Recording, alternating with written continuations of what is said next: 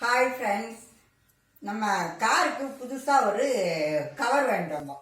ஏன்னா ஏற்கனவே இருந்த கவரை எங்கள் தெருவில் இருக்க நாயெல்லாம் சேர்ந்து பீஸ் பீஸாக கடிச்சு இந்த குட்டப்பாவாடை மாதிரி முதல்ல ஆக்கியிருந்தாங்க. அடுத்து முழுசுமே கிழிச்சு போட்டாங்க. வாங்கி 2 மாதம் கூட ஆகலை.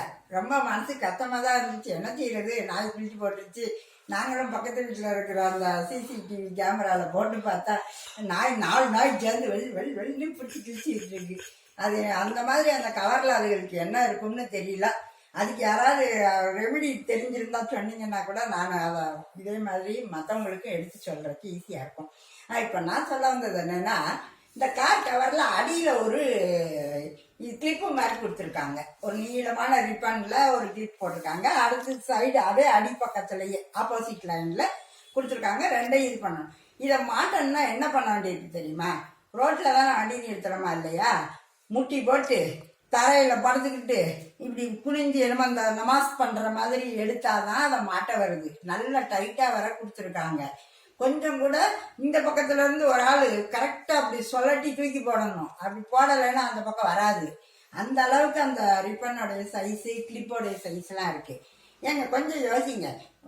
நல்லா கூட கூட ஒரு 50 ரூபா வாங்கிக்கிடலாம். அந்த ரிப்பனை இன்னும் கொஞ்சம் அதிகமாக தச்சு இந்த லெஃப்ட் சைடில் நீங்கள் கிளிப்பை கொண்டு வந்து மாட்டுறதுக்கு கொடுத்துருக்கீங்க பாருங்க.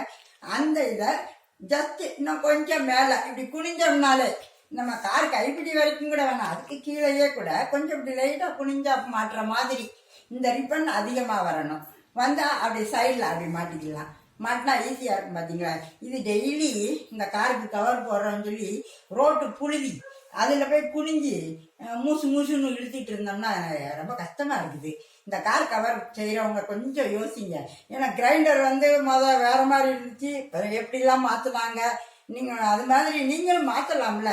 எடுத்தாங்க அப்படி மாதிரி அதே அந்த காலத்துல இருந்து இன்னும் அதே கிளிப்பு அடியில் கூட்டி இப்படி கிளிப் பண்ணுறது. இதில் வேற இந்த நாய் வேற என்ன பண்ணுது தெரியுமா, அடியில் போய் அந்த ரிப்பனை தக்கடி இழுத்து கொஞ்சம் நல்லா பிச்சு போட்டுரும். இல்லை சுற்றி எல்லா பக்கமும் எலாஸ்டிக் போட்டுருங்க. போட்டிங்கன்னா பறந்து போகாதுல. அதுக்கு ஏற்ற மாதிரி ஏதாவது உள்ளுக்குள்ள ஒரு ஒட்டுக்குள் மாதிரி ஓட்டுற மாதிரி ஏதாவது ஒரு வித்தியாசமாக ஒன்று பண்ணுங்க. பண்ணால் நல்லா இருக்கும். ஓகே, பாய்.